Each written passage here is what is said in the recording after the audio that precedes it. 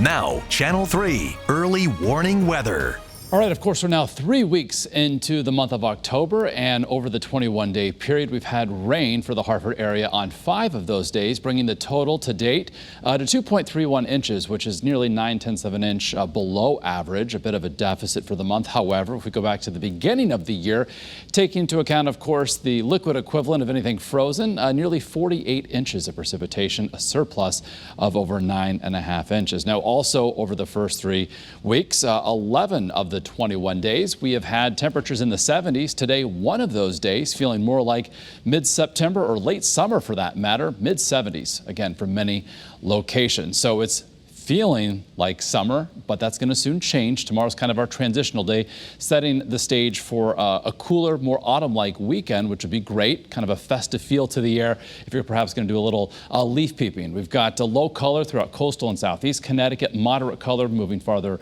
northwestward across Connecticut, and especially as you hit, say, 84 in the Litchfield Hills, looking for high color, even peak color coming in across the Berkshire. So this weekend certainly a good one to get out and capture some of those great colors that we have. So here in the 11 o'clock hour, meanwhile, we've got 55 to 60 inland for many locations along the shoreline, holding into the mid-60s, and our view from Hartford showing a mainly clear sky, 60, a south-southeast wind at 6. Our view from New Haven also showing tranquil conditions and a clear sky overhead. But clouds will increase as the night wears on, and we are tracking showers in advance of and also in association with this cold front that's going to be making its way through the lower Hudson Valley, then eventually through Connecticut while we're sleeping, moving offshore early tomorrow morning.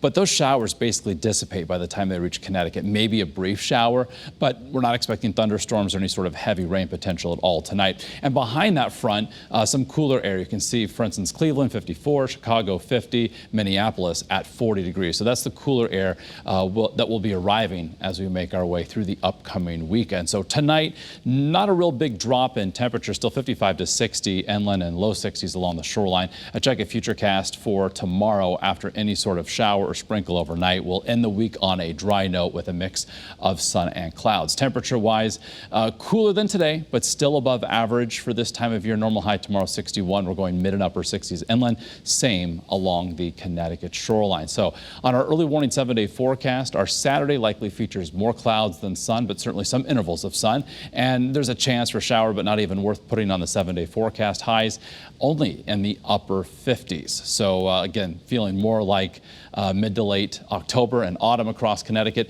Low 60s. Sunday is the brighter of the 2 weekend days after a cool start in the low 40s. So the usual chillier spots could dip into the upper 30s. And then chances for rain increase Sunday night into Monday.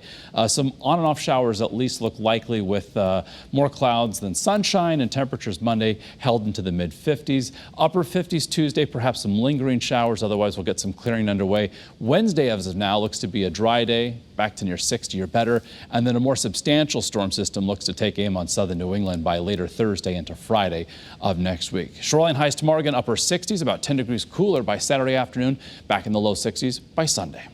Okay, Mark, thank you very much. Our 20 towns in 20 days fall edition.